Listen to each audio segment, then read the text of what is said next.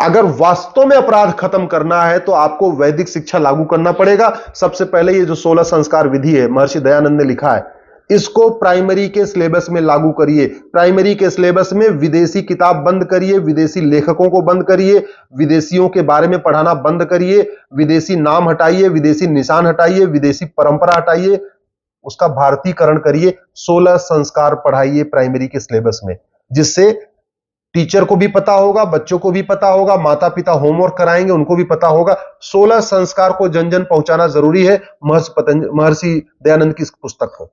दूसरा, अगर आपको अपराध खत्म करना है, महर्षि दयानंद सरस्वती ने यथा सत्यार्थ प्रकाश लिखा है, इसको प्राइमरी के सिलेबस में डालिए। सत्यार्थ प्रकाश पढ़ेगा बच्चा, उसका दिमाग ठीक होगा, मन शांत होगा। ओम, आप सभी को सादर प्रणाम। आइए अपनी कक्षा को आरंभ करते हैं। सादर प्रणाम, सभी को सादर प्रणाम। परमपिता परमात्मा की महती अनुकंपा से हम सभी को एक उत्तम ग्रंथ पढ़ने का सौभाग्य प्राप्त हो रहा है।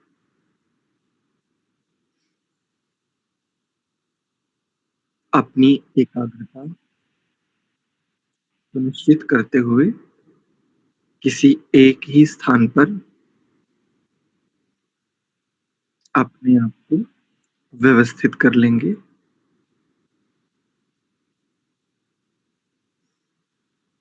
स्वाध्याय के प्रति श्रद्धा भाव भीतर में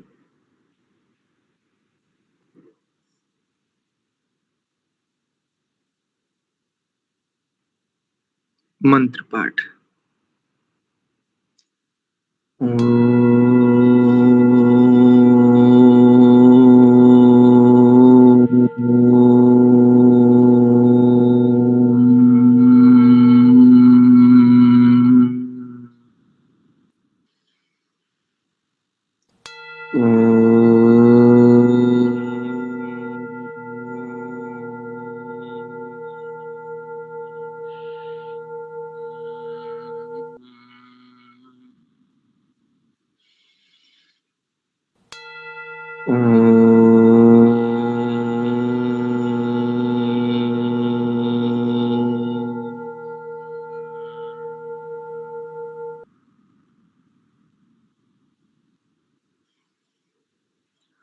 ॐ सहना भवतु सहनौ भुनक्तु सह वीर्यं करवावहै तेजस्विनावधीतमस्तु मा विद्विषावहै।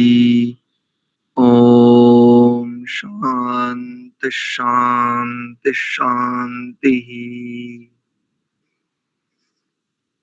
ओम, आप सभी का पुनश्च हार्दिक स्वागत एवं अभिनंदन। संस्कार विधि स्वाध्याय की इस कक्षा में आज हम शांतिकरण प्रकरण के 14वें मंत्र का स्वाध्याय करेंगे। यह मंत्र यजुर्वेद के 36वें अध्याय का 8वां मंत्र है। आइए देखते हैं।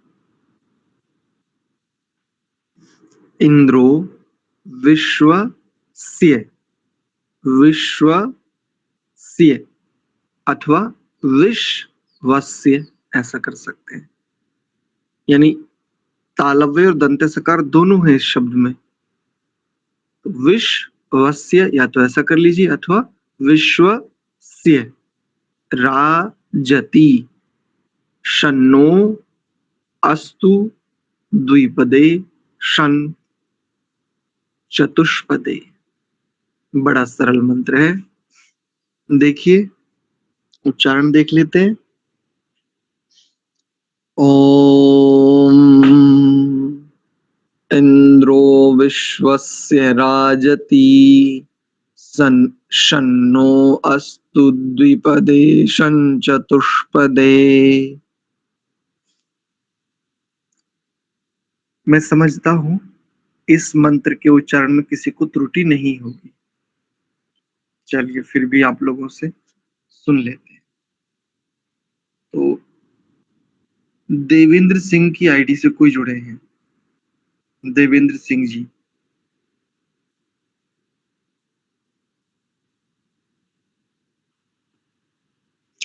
अच्छा, दिगंबर जी से सुन लेते हैं फिर। जी आचार्य जी। ओम इंद्रो विश्वस्य राजति शन्नो अस्तु द्विपदे चतुष्पदे। बहुत बढ़िया। द्विपदे, द्विपदे क्योंकि ह्रस्व इकार है। ठीक है। जी जी। कमला हंस जी से सुन लेते हैं। नमस्ते आचार्य जी। जी। ओम ओम इंद्रो विश्वस्य राजति शन्नो अस्तु द्विपदे संचतुष्पदे। बहुत बढ़िया। कनिका माता जी से सुन लेते हैं। हाँ जी। ओम इंद्रो विश्वस्य राजति शन्नो अस्तु द्विपदे चतुष्पदे। बढ़िया। धन्यवाद। राजति में थोड़ा सा गैप दे देंगे क्योंकि ये दो पंक्तियां हैं ना, राजति तक एक पंक्ति है और शन्नो अस्तु द्विपदे शन चतुष्पदे यहाँ से दूसरी पंक्ति। बढ़िया। मांगे राम जी से सुन लेते हैं। जी। ओम इंद्रो विश्वस्य राजति शन्नो अस्तु द्विपदे चतुष्पदे। बहुत सुंदर। रवि प्रकाश जी से सुन लेते हैं। जी। ओम इंद्रो विश्वस्य राजति शन्नो अस्तु द्विपदे चतुष्पदे। बहुत सुंदर। नंदन जी सुना देंगे। जी आचार्य। ओम इंद्रो विश्वस्य राजति शन्नो अस्तु द्विपदे चतुष्पदे। बहुत बढ़िया। अस्तु द्विपदे, अस्तु द्विपदे अलग अलग आना चाहिए। ठीक। रामपाल जी से सुन लेते हैं। ओम इंद्रो विश्वस्य राजति शन्नो अस्तु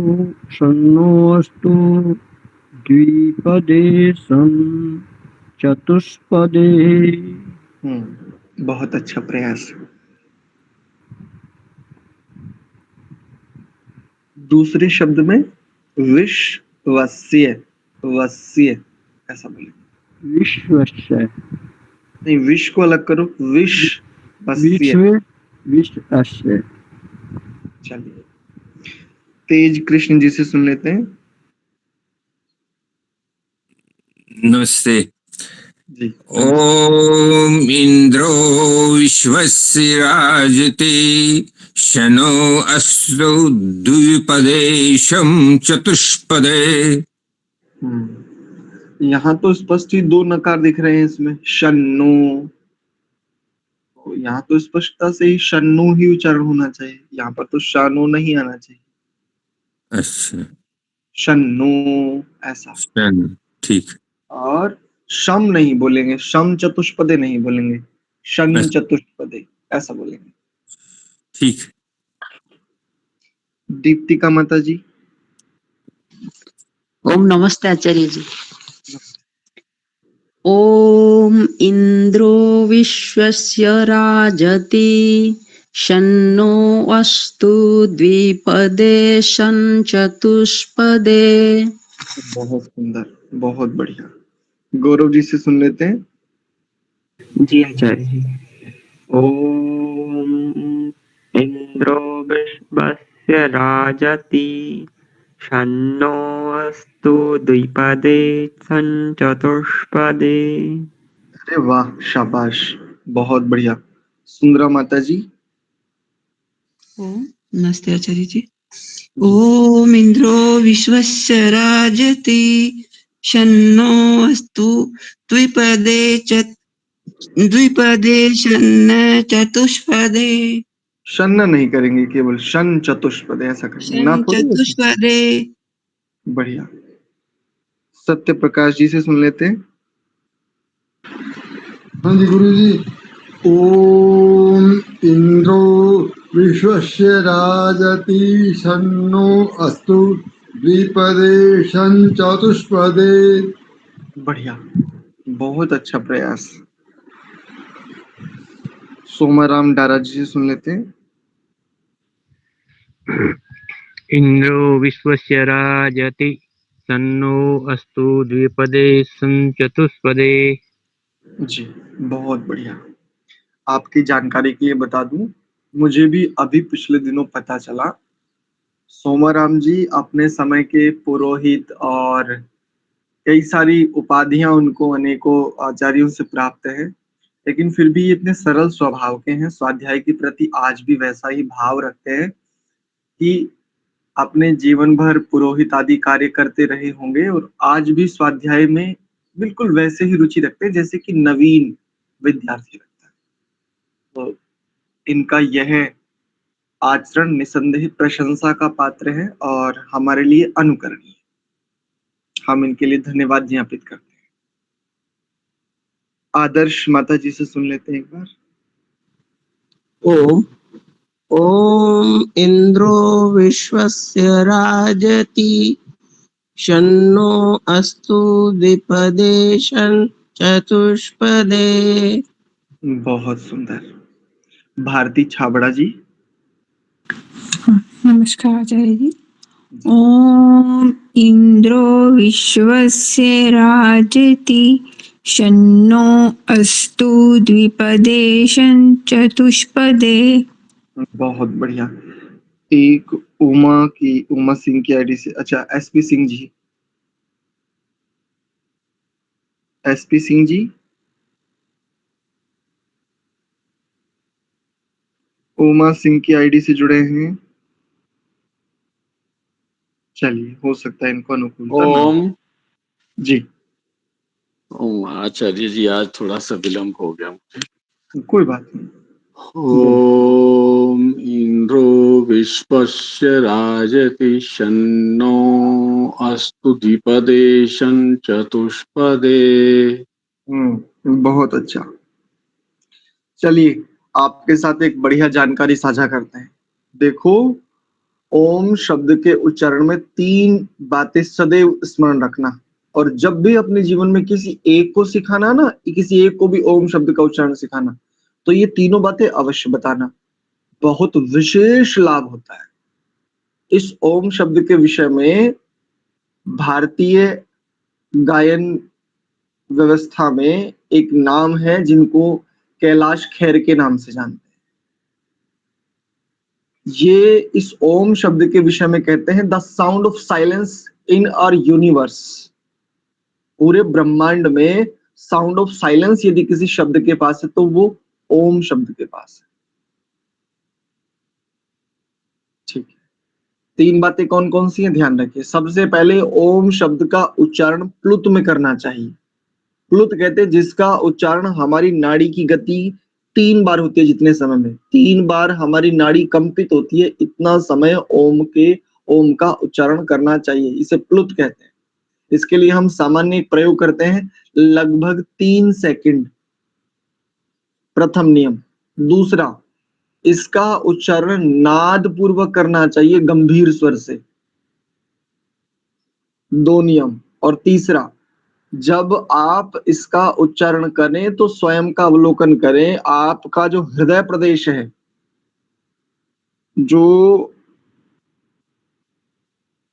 हृदय प्रदेश है, वहां पर आपको बहुत अधिक मात्रा में घर्षण जैसा प्रतीत होना चाहिए, वाइब्रेशन जैसी प्रतीत होनी चाहिए।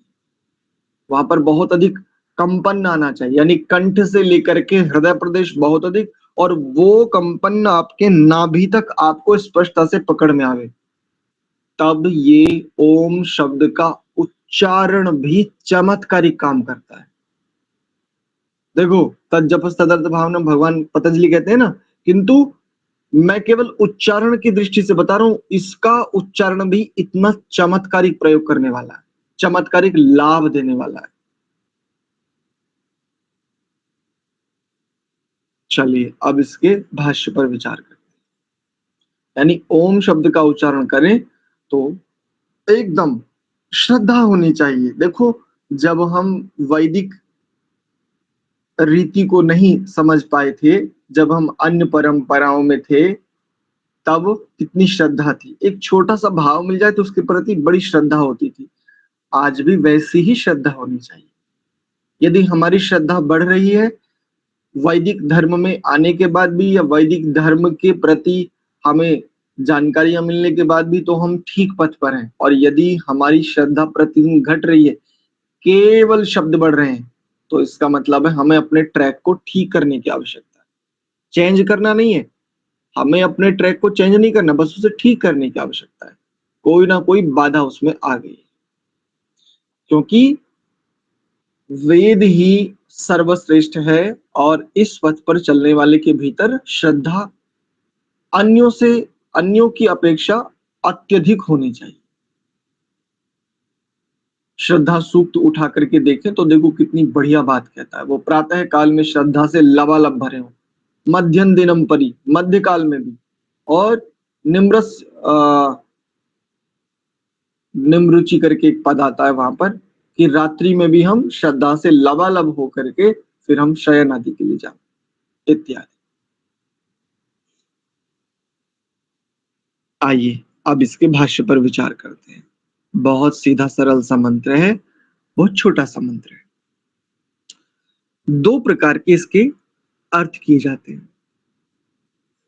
एक अर्थ इसका सूर्य परक किया जाता है, इंद्र शब्द सूर्य के लिए भी प्रयोग होता है, और एक अर्थ इसका परमात्मा परक भी किया जाता है। पहले हम सूर्य परक अर्थ देख लेते हैं।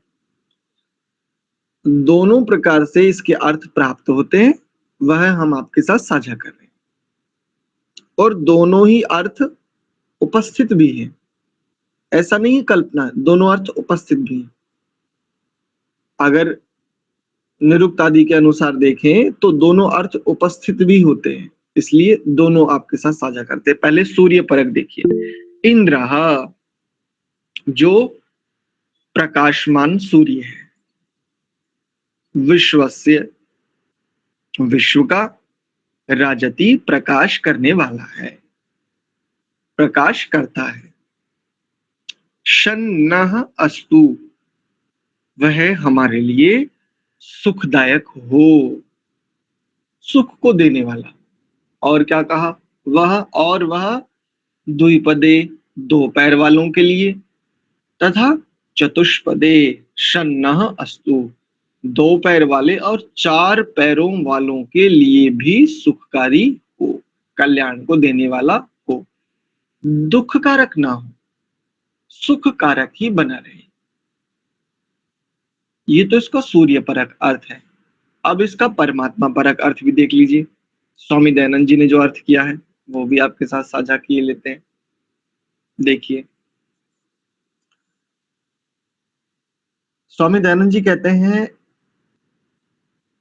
अत्र वाचक लुप्मा अलंकारा।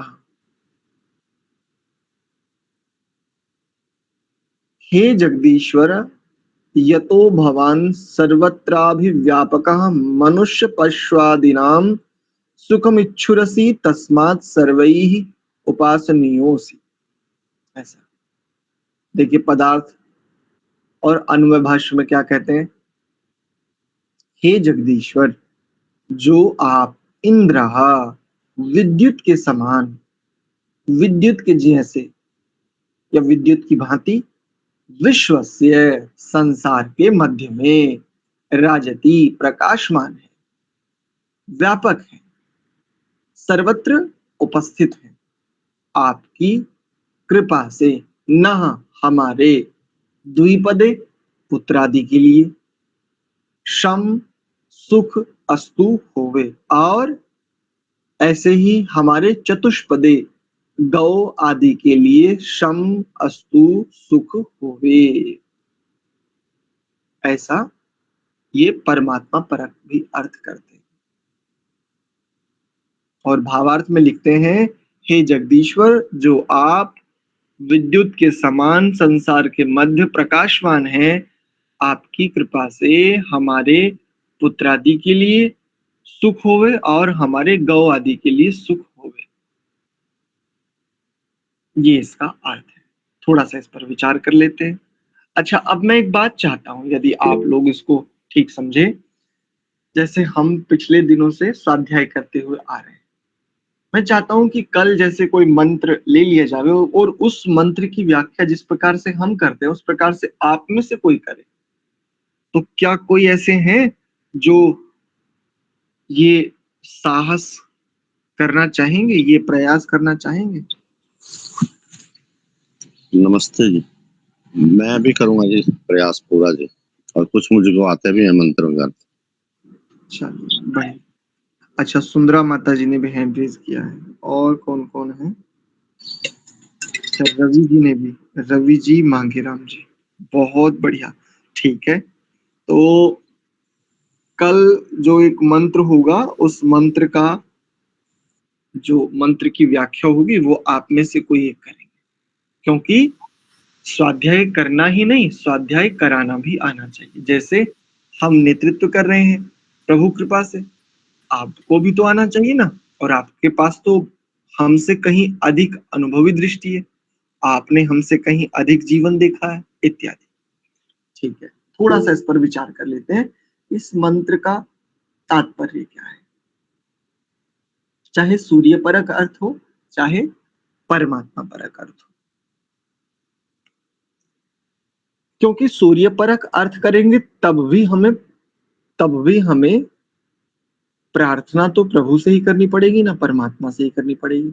और परमात्मा परक अर्थ करेंगे तो सीधे सीधे उनसे प्रार्थना हो रही है। तो दोनों की दृष्टि से देख लेते हैं। जैसे इसमें कहा, सूर्य क्या है? जो विश्व का प्रकाश करने वाला है। सूर्य एकमात्र एक ऐसी वस्तु है जो संपूर्ण संसार को प्रकाशित करता है। हमारी दृष्टि से, संपूर्ण संसार का तात्पर्य हमारी दृष्टि से, हम जिस आकाश गंगा में रहते हैं, हम जिस आकाश गंगा की जिस गैलेक्सी में विद्यमान है, जहां पर नवग्रह की व्यवस्था है, क्योंकि पृथ्वी आदि इन 9 ग्रहों के कारण से ही इस व्यवस्था में होती है। बृहस्पति इसका धारण करने आ रहा है। अन्य अर्थात जो भी ग्रह है ना, 9 ग्रह जिनको कहते हैं, बुध, बृहस्पति, शुक्र आदि, इन सभी ग्रहों का सहयोग प्राप्त होता है, तब जाकर के पृथ्वी का ये स्वरूप विद्यमान होता है। यदि इन 9 ग्रहों में से कोई एक ग्रह भी अनुपस्थित हो जाए तो पृथ्वी पर से या तो जीवन समाप्त हो जाएगा या अन्य कोई घटना घटेगी, जीवन इस प्रकार से नहीं बचेगा। इसलिए अब देखिए, तो सूर्य इस दृष्टि से प्रकाश करने वाला है। अब कहें कि समूचे ब्रह्मांड को एक ही सूर्य प्रकाशित करता है, तो ये बात ठीक नहीं, क्योंकि ऐसी अनेकों आकाश गंगाएं हैं, अनेकों गैलेक्सियां हैं और अनेकों सूर्य हैं। ये बात जब स्वामी दयानंद जी ने कही तब अधिकांश लोगों को स्वीकार नहीं हुई, लेकिन आज वर्तमान में अनेकों अनुसंधान, अनेकों वैज्ञानिक इस बात की पुष्टि करते हैं कि हम जितना इसे खोजते जाते हैं, ये तो उतना ही अधिक हमें मिलता जाता है। और ऐसे वीडियोस भी कुछ हमें मिल जाते हैं जहां से हमें ये जानने को मिलता है कि सूर्य एक नहीं है, गैलेक्सी एक नहीं है, आकाश गंगाएं भी अनंत है, अनंत। और इसमें हमें कोई संदेह भी नहीं। शन्नः अस्तु, वह हमारे लिए सुखकारी हो। अब हमारे लिए किन किन के लिए? तो आगे बात कही, द्विपदे चतुष्पदे, 2 पैर वालों के लिए और 4 पैर वालों के लिए सुखकारी हो। किस प्रकार से सुखकारी हो? सूर्य का काम सुख देना ही है, सूर्य दुख देता ही नहीं है। लेकिन कई बार ऐसी स्थितियां भी आती है जब सूर्य दुख भी देता है, और कई बार ऐसी भी स्थिति आती है जब सूर्य दुख का हरण कर लेता है। जैसे पिछली कक्षा में हमने कहा था, ग्रीष्म ऋतु में एक स्थिति आती है जिसे हमारे पूर्वज नो तपे नाम से जानते हैं। और हमारे पूर्वजों का देखो कितनी बढ़िया, यानी ज्ञान उनके जीवन में था, वाणी में नहीं था लेकिन उनके आचरण में था। वो कहते हैं अगर इन 9 तपों में, इन 9 दिनों में यदि एक दिन भी वर्षा हो जाए ना, तो ऐसे समझो जैसे गर्भ बिगड़ गया हो, पूरे वातावरण का जैसे गर्भ बिगड़ गया हो, जैसे गर्भपात हो जाता है। ये हमारे बड़ों के जीवन में है, ये आचरण में उनके। वो कहते हैं भाई अब तो वातावरण का गर्भपात हो गया या गर्भ बिगड़ गया, विकृत हो गया। अब बच्चे थे तो समझ में नहीं आता था, लेकिन जब थोड़े समझने लगे, जैसे ये स्पष्ट आई, तो पता चला कि 9 तपे जिसे कहते हैं, जब ये 9 तपे लगते हैं उससे पूर्व वातावरण में अनेकों इस प्रकार के विषैले जीवाणु पनपने लगते हैं। यदि ये 9 तपे ना हो, ये ऊष्मा ना बढ़े, तो जीवन के लिए अत्यंत घातक सिद्ध हो सकते हैं।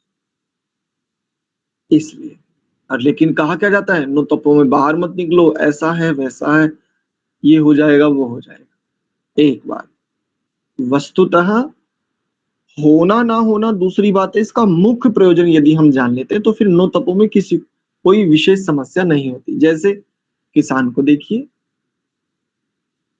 हर ऋतु में हर परिस्थिति में वो काम करता है, उसे तो 9 तपे नहीं सताते। किसको सताता है इस प्रकार की स्थितियां? या तो जिसकी रोग प्रतिरोधक क्षमता कम हो जाए उसको सताती है, अथवा जिसके देह में पहले से कोई विषैले वायरस जिन्हें कहते हैं वो विद्यमान हो, तो पहले से कुछ वो थे, कुछ और आ गए, डिहाइड्रेट हो गए, यानी जलादि की कमी हो गई, तो समस्या हो जाती है। वैसे सामान्य रूप से इनसे कोई समस्या नहीं होती। एक बात। दूसरा, एक घटना घटती जिसे हम सूर्य ग्रहण शब्द से जानते हैं, आप सब लोग परिचित होंगे। सूर्य ग्रहण एक घटना है, इसके विषय में कहा जाता है कि पृथ्वी, चंद्रमा और सूर्य, इन दोनों के एक दूसरे के आमने सामने आ जाने के कारण से कुछ ऐसी घटनाएं हमें दिखती है। अन्य ग्रहों के कारण भी ऐसा बताया जाता है हमें। इन घटनाओं का भी विशेष लाभ होता है। इन घटनाओं से, ये जो सूर्य ग्रहण वाली घटना है या जो चंद्र ग्रहण वाली घटना है, इनसे भी विशेष लाभ होता है। जैसे अनेकों सारी औषधियों का निर्माण इस घटना के समय में ही होता है, यानी औषधियां विद्यमान हैं, लेकिन उन औषधियों में जो औषधीय गुण हैं वो इन परिस्थितियों में पनपते हैं इत्यादि। और इन प्राकृतिक घटनाओं के साथ हम कोई छेड़छाड़ नहीं कर सकते, चाहे हम जो कर लें। हाँ, सूर्य से निकलने वाला जो प्रकाश है, वो प्रकाश यदि सीधे ही पृथ्वी पर आने लगे तो फिर सुखकारी ना होकर के दुखकारी हो जाएगा। और ये आज से नहीं, ये सदैव विद्यमान रहता है। क्या? यदि पृथ्वी पर अधिक ऊष्मा बढ़ेगी, वनों को अत्यधिक मात्रा में काटा जाएगा, अत्यधिक दोहन किया जाएगा प्राकृतिक पदार्थों का, तो जिसको वर्तमान में हम ओजोन परत से जानते हैं, उसको वेद में सोम शब्द से कहा जाता है। सोम, उसको वेद में बृहस्पति शब्द से भी कहा जाता है। आपकी जानकारी के लिए बता दें, आप संध्या करते हैं ना, तो उसमें मनसा परिक्रमा में अंतिम मंत्र देखिए, ऊर्ध्वा दिग बृहस्पति रधिपति। यहाँ पर बृहस्पति ऊपर की दिशा का जो स्वामी है, जो अधिपति, उसके लिए कहा गया। तो जिसे हम ओजोन परत के नाम से जानते हैं, उसे वेद सोम शब्द से भी कहता है। और उसको बृहस्पति, बहुत बड़ा है वो, बहुत विस्तृत है, क्योंकि सूर्य की किरणें इसी सोम से छन करके हम तक पहुंचती हैं। ये जो सोमपान करना होता है ना, कई सारे अर्थ समझ में आते हैं। जैसे कहते हैं सोमपान, सोम का पान करना, तो औषधियों के रस का पान करना। 4 चीजें आती हैं, स्वरस आता है, काढ़ा आता है, फोंट आता है और कषाय आता है। एक चीज और आती है। 5 प्रकार के औषधियों से बनने वाले पदार्थ हैं, इनको सोम की उपाधि दी जाती है। अर्क भी होता है, एक अर्क होता है। आयुर्वेद के अनुसार ये 5 प्रकार के औषधियां निर्मित होती हैं द्रव्य रूप में, यानी औषधियों से सीधे रस निकाला जाता है तो उसे स्वरस कहते हैं। औषधियों को जल आदि के साथ जब अर्क के रूप में, वाष्पीकरण के रूप में जो प्राप्त होता है उसे अर्क कहते हैं। ऐसे ही अन्य अन्य विधियों के द्वारा ये सब प्राप्त होते हैं, इन्हें भी सोम कहते हैं। और एक सोमपान क्या है, अर्थात सूर्य की किरणें जो ओजोन परत से छन करके हम तक पहुंचती हैं, उसे भी सोम का पान करना कहते हैं। इसलिए कहा कि हमारे द्विपदे और चतुष्पदे, 2 पैर वाले और 4 पैर वाले, अच्छा केवल 2 पैर और 4 पैर वाले ही क्या, इसके अतिरिक्त अन्य जीव नहीं है? अन्य भी तो जीव है ना, जिनके 4 से अधिक पैर हैं, 2 से अधिक पैर हैं, ऐसे भी तो जीव हैं। तो क्या उनके विषय में कुछ भी नहीं कहा जाएगा? नहीं, मुख्य बात कही जाती है। वेद बीज की बात करता है, उससे फसल हमें स्वयं उगानी है। जैसे एक अवधारणा चलते, वेद में सब कुछ है। नहीं, सब कुछ नहीं, इस बात को हमें ठीक कर लेना चाहिए। वेद में बीज रूप में विद्यमान है। जैसे हम कहें वेद में अनाज का बीज है, अनाज का। अब अनाज उगा लीजिए, अनाज से सबसे पहले क्या बनेगा, दलिया। अब दलिये से कई प्रकार के व्यंजन बनाए जाते हैं। उसी दलिये को आटे रूप में ले आइए। अब इस आटा से चाहे रोटी बनाइए, चाहे पराठे बनाइए, चाहे पूड़ी बनाइए, चाहे कचौड़ी बनाइए, चाहे आप जिसको अपने यहाँ पुआ भी बोल देते हैं, पूड़ा भी बोल देते हैं, ऐसी अनेकों प्रकार की चीजें हैं जिस एक अनाज से, एक बीज से इतनी सारी वस्तुएं बनाई जा सकती हैं। ऐसे ही परमात्मा ने हमें बुद्धि दी और वेद रूपी ज्ञान बीज रूप में दिया। संसार की विद्याएं वेद में बीज रूप में विद्यमान है। उन बीजों से फसल हमें उगानी है। किसके आधार पर? तो बुद्धि का भी तो कोई प्रयोजन होना चाहिए ना।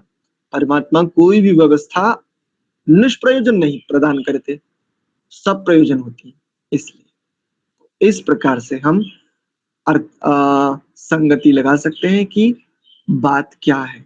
सूर्य या जो परमात्मा है वह तो हमारे लिए सुखकारी ही है, सुखकारी ही उनका सुख स्वरूप ही है। कल हमने देखा था वान में और स्वरूप में बड़ा अंतर होता है। वान पश्चात होता है, स्वरूप स्वभाव से होता है। जैसे हम कहें कि ज्ञानवान बाद में होगा, यानी निमित्त से होगा, किसी आश्रय से होगा, आलंबन से होगा। लेकिन स्वरूप कहें तो ज्ञान स्वरूप, तो वो स्वभाव से होगा। ऐसा तो जो परमात्मा है, परमात्मा तो हमारे लिए सुख स्वरूप ही है। फिर क्यों प्रार्थना की? अर्थात हम द्विपदे और चतुष्पदों के साथ, अर्थात समस्त पदों के साथ जो हम द्विपद वाले हैं, अर्थात मनुष्य हैं, इसी को बुद्धिमान प्राणी कहा जाता है। और इस मनुष्य नामक बुद्धिमान प्राणी के लिए ही समस्त पाए हैं। यदि मैं इससे और आगे बढ़कर के एक बात कहूं तो आचार्य लोग कहते हैं समस्त संसार इसी मनुष्य की मनुष्यता को चरितार्थ करने के लिए, समस्त व्यवस्थाएं, समस्त जो भी कुछ है, और जो जिनके पास पाए भी नहीं है, जैसे सर्प आदि,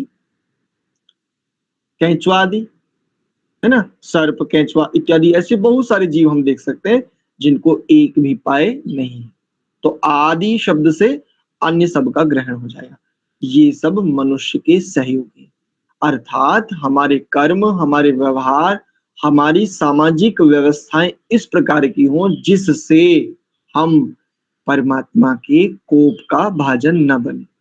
क्योंकि यदि हम सोचे नहीं मैं तो नहीं करता हूं, समाज में होता, मैं समाज को तो नहीं बदल सकता। तो देखिए, अगर समाज में कुछ गलत हो रहा है तो निश्चित बात है वहां की व्यवस्थाओं में परमात्मा की न्याय व्यवस्था से दुख आएगा ही आएगा। और जब उस पूरी व्यवस्था में, सामूहिक व्यवस्था में दुख आएगा तो आप दुख से बच नहीं सकते। इसलिए ऋषियों ने बड़ी सुंदर व्यवस्था दी कि व्यक्तिगत उन्नति से आरंभ करके सामाजिक उन्नति के लिए सतत चेष्टा होनी चाहिए। जैसे आज अनेकों सारे जीवों का पालन होता है, लेकिन पालन किस लिए होता है? उनकी हत्या करने के लिए पालन होता है, और इसको बिजनेस बताते हैं, बिजनेस। अरे चुल्लू भर पानी में डूब मरो, ऐसा बिजनेस करने वालों, ये कैसी दुष्टता है। इसके बाद परिणति जानते हो क्या होने वाली है? जो ऐसा कार्य कर रहा है, जो ऐसे कार्य से अपने परिवार का पालन पोषण कर रहा है, उनकी मति क्या हो जाने वाली है, उनका क्या कर्माशय बनने वाला है, कभी विचार करते हैं?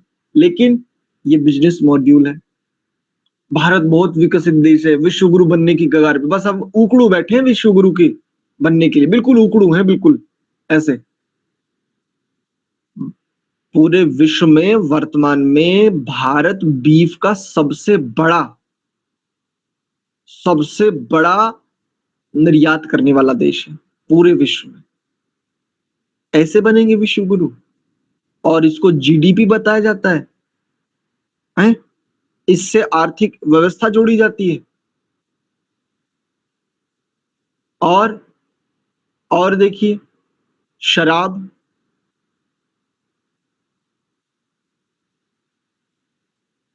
एक तरफ आप शराब बनाने के लाइसेंस देते हो, वहीं दूसरी तरफ शराब छुड़ाने के लिए आप व्यवस्थाएं देते हो। अच्छा, लाइसेंस वाला चाहे जो करे, उसके लिए समस्या नहीं है। मैं वकालत नहीं कर रहा हूं, गलत ही है, चाहे वो लाइसेंस वाला करे चाहे बगैर लाइसेंस वाला करे। लेकिन होता क्या देखो, लेकिन कहीं कोई एक ऐसा व्यक्ति भी होता है जो लालच के कारण से या अन्य जो भी परिस्थितियां हो, कोई छोटा मोटा अपने घर में शराब बनाने लगे तो उसमें दिखा जाता छापामारी हुई, जैसे इन्होंने मान लो आतंकवाद फैला रहे हैं। वो जो इतनी बड़ी बड़ी फैक्ट्रियां चल रही है वो कुछ नहीं है, लेकिन अगर कोई अपने घर पे अपनी प्राचीन पद्धति से कुछ इस प्रकार की व्यवस्था बना लेवे, या वो 2 रुपये अगर कमा लेवे, तो वो आतंकवादी है। लेकिन बड़ी बड़ी फैक्ट्रियां चलाने वाले वो बहुत धर्मात्मा, बड़े ही आध्यात्मिक व्यक्ति हैं। वो बड़े आध्यात्मिक तरीके से शराब बनाते हैं। और ये जो अपने घर में बना रहा है ना, ये जो अपनी प्राचीन परंपराओं के आधार पर कुछ बना रहा है, ये बड़ा दुष्ट व्यक्ति है, क्योंकि बड़ी कंपनी वाले आध्यात्मिक तरीके से शराब बनाते हैं। लेकिन इसकी तो बड़ी धृष्टता है, इसलिए इसको दंड मिलना ही चाहिए। मैं दोनों के पक्ष में नहीं। शराब जीवन के लिए बिल्कुल भी आवश्यक नहीं है। शराब के बिना जीवन जितना सुखी हो सकता है, उतना शराब के समाज में आ जाने से देखो कितना दुख बढ़ता है। और चिकित्सा की दृष्टि से आयुर्वेद में मद्य से अनेकों प्रकार की चिकित्साएं होती है। आसव कहते हैं इसको, अनेकों प्रकार के अरिष्ट बनाए जाते हैं। लेकिन आज इसका केवल एक ही स्वरूप बच गया। ये निष्प्रयोजन नहीं है, इसका प्रयोजन है। ये सप्रयोजन व्यवस्था थी, लेकिन इसका दुरुपयोग होने लगा। ऐसी बहुत सारी व्यवस्थाएं जिनका जब दुरुपयोग होने लगता है, तो कुल मिलाकर के वापस अपने विषय पर आते हैं। कुल मिलाकर के समाज में जब ऐसी व्यवस्थाएं पनपने लगती हैं, हम इन व्यवस्थाओं के परिणाम से, इनकी परिणति से जो परमात्मा की न्याय व्यवस्था थे सदैव सर्वत्र निश्चित रूप से प्रकट होगी, निश्चित रूप से वहां विद्यमान होगी, जहां पर इस प्रकार के अनाचार, अन्याय, अत्याचार विद्यमान होंगे, हम बच नहीं सकते। इसलिए स्वयं स्वच्छ हो, स्वयं साफ सुथरे रहें और अपने समाज को भी स्वच्छ बनाने का हम प्रयास करें। ये इसमें बात है कि वह इंद्र जो विश्व के बीच में अर्थात सर्वत्र विद्यमान है, राजति प्रकाशमान है, वह हम द्विपदे और चतुष्पदों के लिए सुखकारी हो। इस प्रकार से सुखकारी हो सकता है। अब मैं तो शराब नहीं बेचता, मैं तो शराब नहीं बनाता, ना मैं शराब पीता हूं, मुझे क्या मतलब? नहीं, सामाजिक प्राणी कहा है मनुष्य को, इसलिए बच नहीं सकते। आप ये एक्सक्यूज नहीं दे सकते, आई डोंट नो, मैं नहीं जानता, या मैं इसमें लिप्त नहीं इसलिए मुझे कोई दोष नहीं लगेगा। नहीं नहीं नहीं, आप जिस समाज में रहते हैं उस समाज में होने वाली प्रत्येक घटना के आप भी उतने ही जिम्मेदार हैं जितना कि उस घटना से जुड़ा हुआ व्यक्ति जिम्मेदार है। ठीक है, आशा करता हूं स्पष्टता आ गई होगी। देखो मंत्र छोटा सा है, लेकिन जब हम विचार करना प्रारंभ करते हैं, जब हम प्रयास करते हैं कि इसको समझा जाए अपनी बुद्धि से। कुछ समय पूर्व की बात है, यजुर्वेद भाष्य ही में पढ़ रहा था। अनेकों मंत्र में वही वही बातें। फिर थोड़ा ऋग्वेद भाष्य देखा, यानी ऋग्वेद का जो भाष्य स्वामी जी ने किया, स्वामी दयानंद जी ने, उसको देखा। अब लगभग हर मंत्र में एक सूक्त है, जैसे उस सूक्त के लगभग हर मंत्र में वही वही बातें दिखती थी, वही लगभग वही शब्द होते थे, प्रायः करके थोड़ा बहुत अंतर होता था, मुख्य तात्पर्य वही प्रतीत होता था। तो मेरे भीतर एक संदेह आया, वो बात साझा कर रहा हूं। संदेह ये आया, अनेकों सारे मंत्रों की क्या आवश्यकता थी, जब इस एक मंत्र में ये स्पष्टता है ही। अब अगला मंत्र दे दिया, फिर अगला दे दिया, फिर अगला दे दिया, इन सारे मंत्रों को देने का प्रयोजन क्या है? जो मुख्य विषय एक मंत्र में आ गया। अभी इतने सारे मंत्र दिए किस लिए? या तो इसमें कुछ और विशेष होता, या तो कोई भिन्नता होती, लेकिन समझ में नहीं आता है। ये मेरे भीतर में शंका चलती थी। लेकिन आज प्रभु कृपा से पता नहीं क्यों जब चिंतन करने का प्रयास करते हैं तो प्रत्येक मंत्र के प्रत्येक शब्द से, चाहे ऊपर भी वही शब्द हो और नीचे भी वही शब्द हो, अब बुद्धि में व्यापकता आने लगी, अब स्पष्टता आने लगी। इसलिए प्रथम संदेह जो था, आज वह संदेह निवृत्त होता जा रहा है। इसलिए हमारा भी ऐसा ही प्रयास होना चाहिए। ठीक है, आज के विषय को इतना ही रखते हैं। किन्हीं का कोई प्रश्न है तो पूछ सकते हैं। आचार्य जी नमस्ते जी। नमस्ते आचार्य जी, ये जो स्तुति प्रार्थना उपासना मंत्र था, जो प्राण तो निमिष तो महक तो इसकी अर्थापत्ति भी इसके साथ लग रही है वैसे जी? हाँ बिल्कुल लग। जी जी बोलिए। जी धर्मदेव जी बोलिए ना। आचार्य जी, जो ये मंत्र आया ना स्तुति प्रार्थना उपासना में, जो या प्राण तो निमिष तो महक वाला, क्योंकि द्विपद चतुष्पद है, उसमें भी इसकी अर्थापत्ति लग रही है वैसे इस मंत्र के साथ, तो लगा सकते हैं इसकी अर्थापत्ति जी? बिल्कुल लगा के देखिए, लग जाए तो बहुत अच्छा है, उसमें क्या समस्या है। ये तो आपने आज एक मार्गदर्शन भी दिया है भाई, आप जो है ना संगति बढ़ाएंगे, आपने थोड़ा मार्गदर्शन किया उसके विषय से, उस विषय पर रख बोला। जी जी बिल्कुल बिल्कुल देखिए, बिल्कुल लगा करके देखिए, लग जाए तो बहुत अच्छा है। जी अगर लग जाएगी ना, अगर संगति हो जाएगी, आप देखिए आपको भीतर से बड़ा आह्लाद प्राप्त होगा। फिर अरे वाह, ये क्या, ये तो मैंने प्रथम ही प्रयोग किया, लेकिन क्या सुंदर अर्थ प्राप्त हुआ है, क्या बढ़िया संगतिकरण हुआ है। और फिर देखिए भीतरी सुख, आंतरिक सुख, क्या बढ़िया विशेष अनुभूति होती है। हाँ रवि जी, हम बीच में से विषय कर लेंगे, ऐसे अर्थापत्ति लगा लेंगे इसकी। ठीक है, धन्यवाद जी आपका। ठीक है जी, रवि जी कुछ पूछना चाहता है। नमस्ते आचार्य जी। नमस्ते। जो पहले मैं हाथ उठाया तो वो मेरे प्रश्न थे जी, मंत्र के अर्थ बताने के लिए नहीं उठाया था। तो मेरा प्रश्न ये है कि आज जो बताया अर्थ, ये आदि दैविक और आदि भौतिक है ना? इसके लिए आप एक अर्थ तो कहेंगे आध्यात्मिक, जो ईश्वर परक है, जो उससे अपन को प्रेरणा लेनी है, ये तो आध्यात्मिक अर्थ कहेंगे। और जो सूर्य परक अर्थ है, उसको आप आदि भौतिक कह सकते हो। और उसमें जिस प्रकार की व्याख्या हमने की, तो वो आदि दैविक का भी समावेश उसमें हो गया। अगर इस आधार पर देखें तो इस मंत्र के साथ हमने तीनों प्रकार के अर्थ हमें स्पष्ट हुए, आध्यात्मिक भी, आदि भौतिक भी और आदि दैविक भी।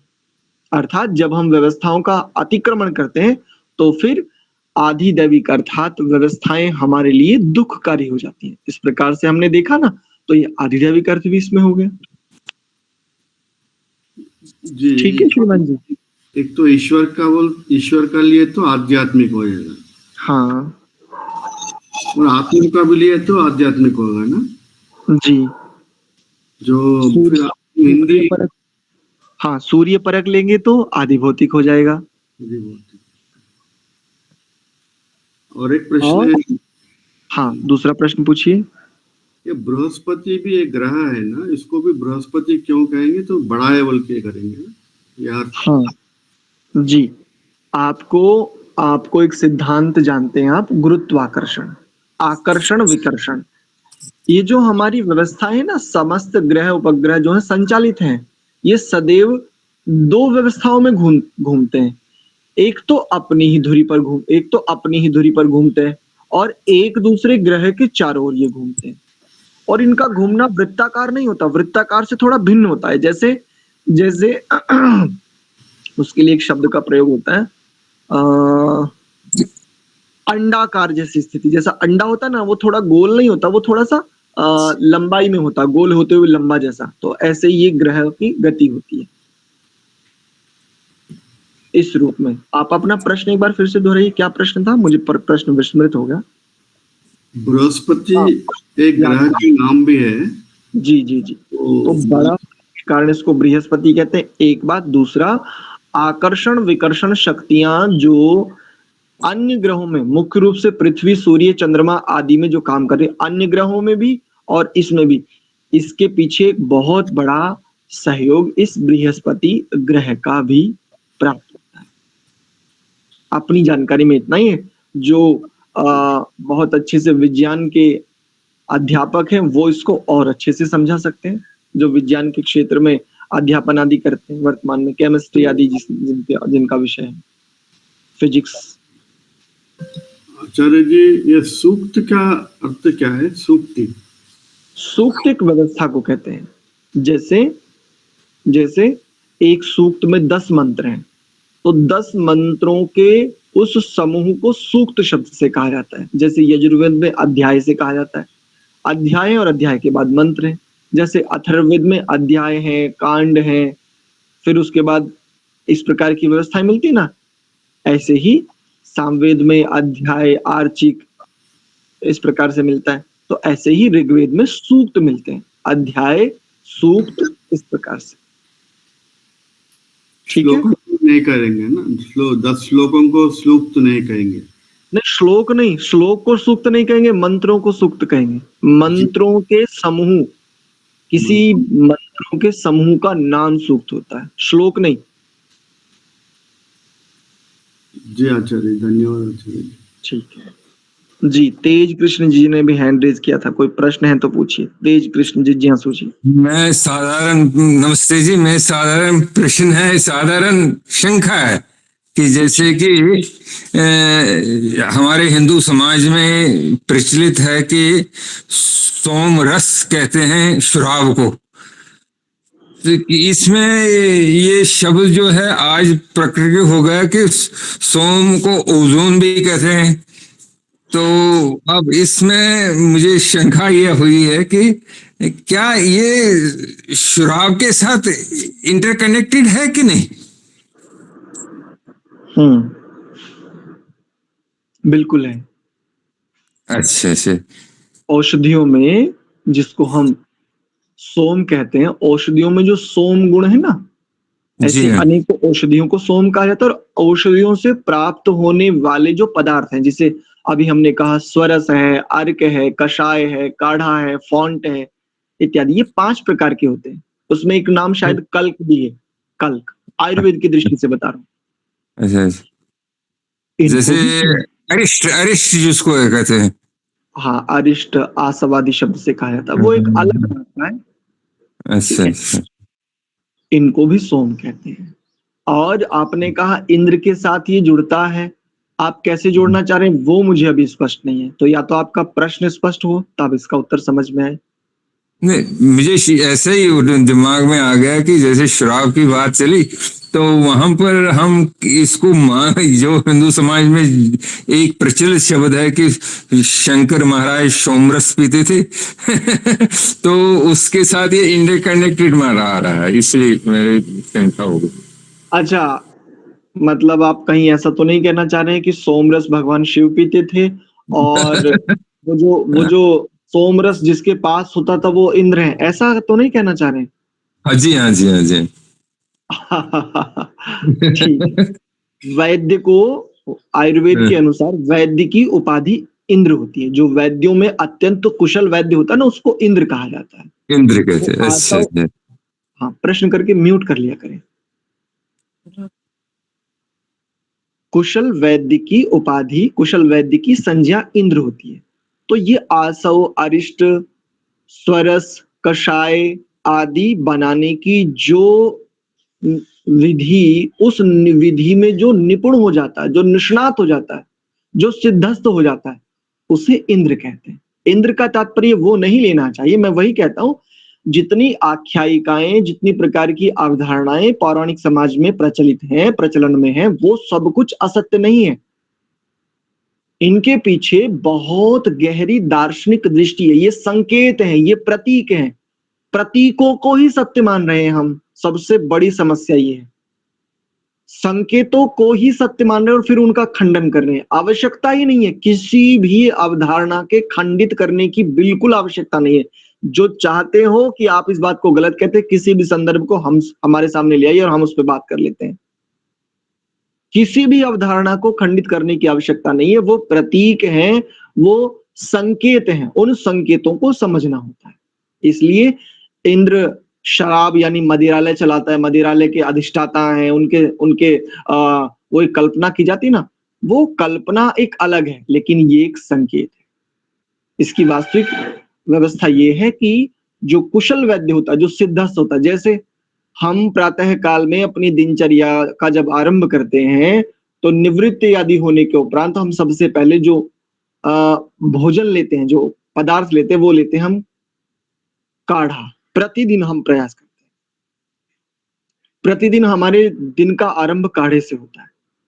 लेकिन हमारी एक माता जी हैं जो गुड़गांव में रहती है।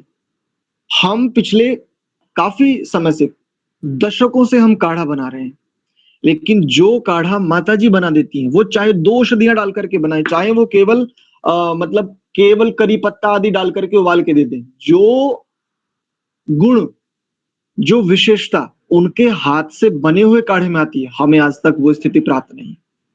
तो इस दृष्टि से हम उषा माता जी को इंद्राणी कह सकते हैं, या इंद्र शब्द से हम उन्हें संबोधित कर सकते हैं। क्यों? क्योंकि वैद्य की इस स्थिति में उन्हें बहुत दक्षता प्राप्त है।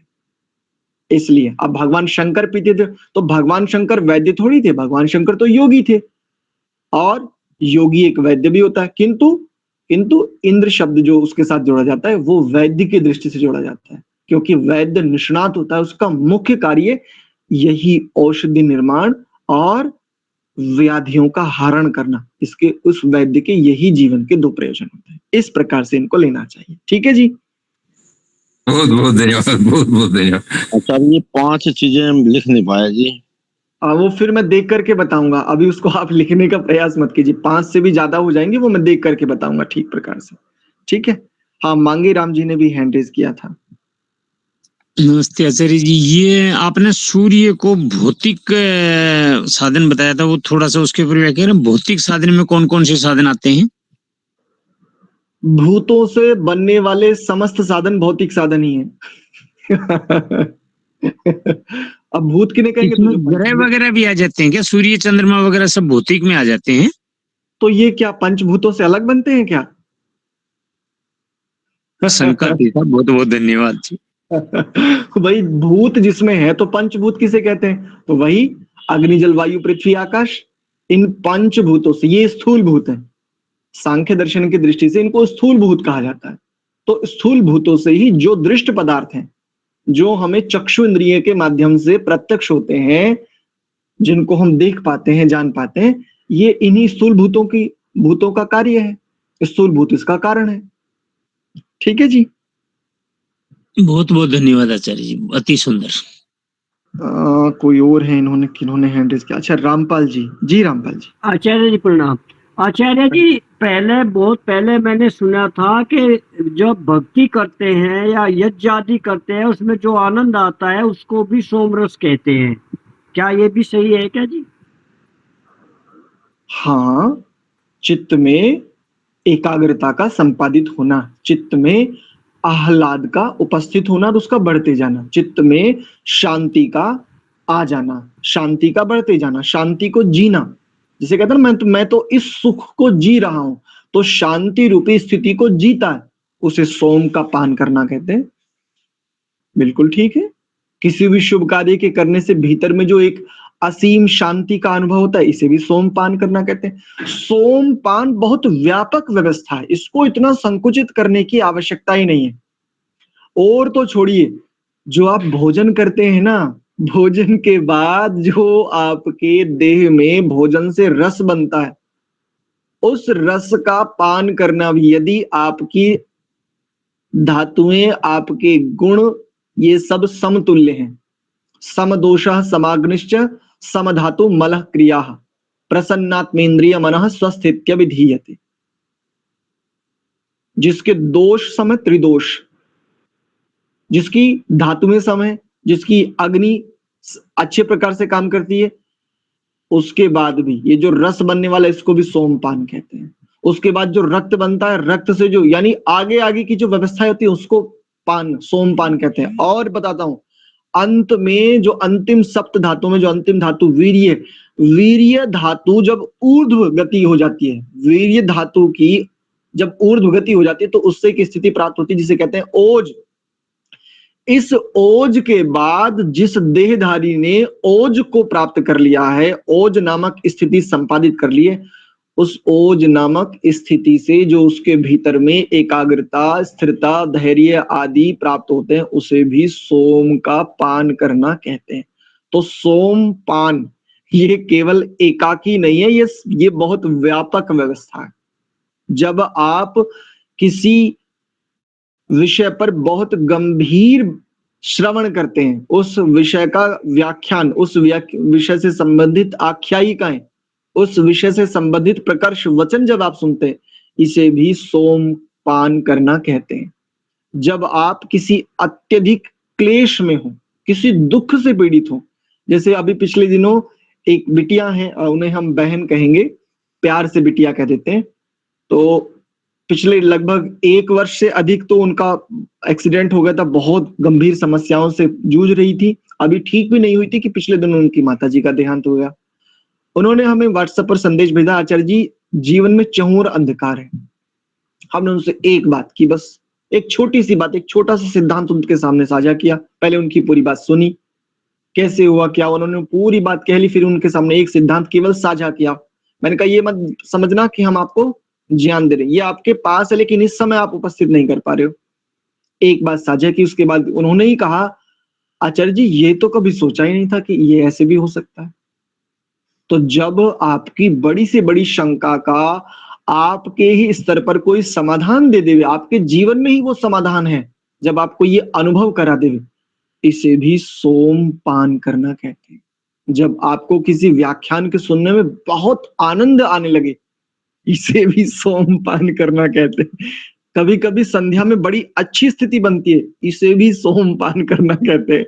कभी कभी संध्या नहीं कर रहे हैं, ध्यान नहीं कर रहे हैं, स्वाध्याय भी नहीं है, जप भी नहीं, लेकिन बस ऐसी आंख खोल करके ऐसी बैठे हैं, लेटे हैं, लेकिन अचानक से कोई ऐसी अक्लिष्ट वृत्ति आती है जो आपको बहुत गहरे तक ले जाती है, बड़ा सुख, बड़ी शांति।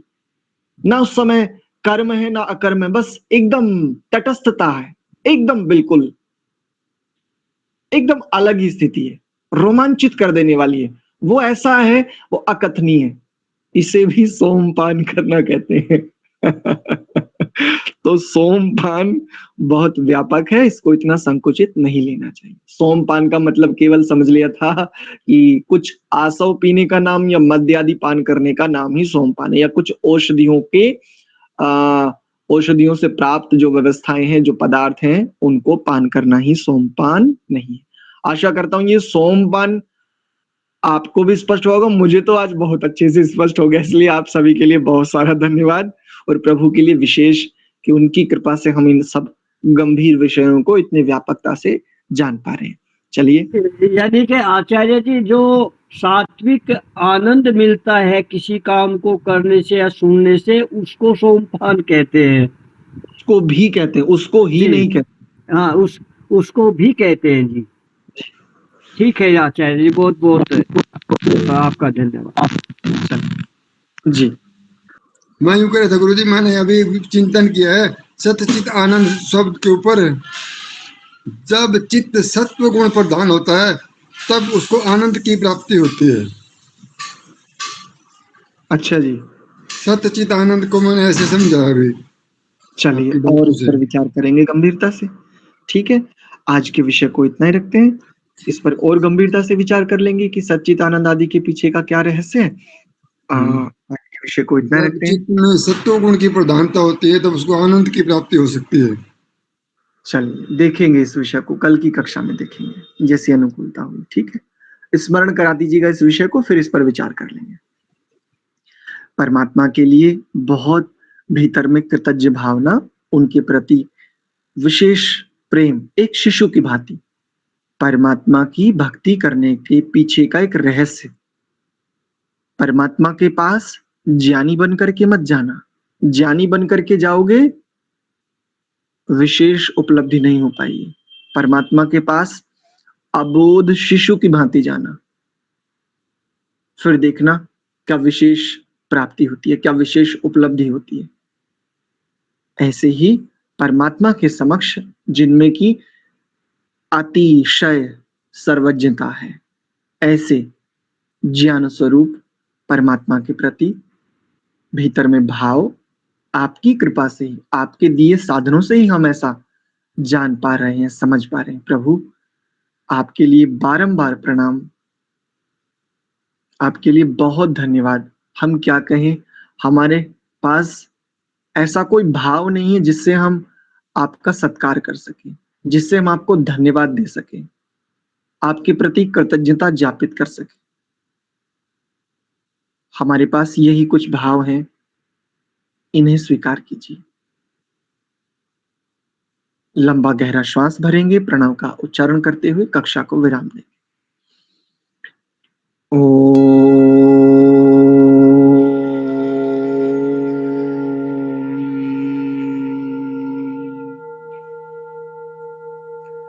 शांति शांति शांति ही।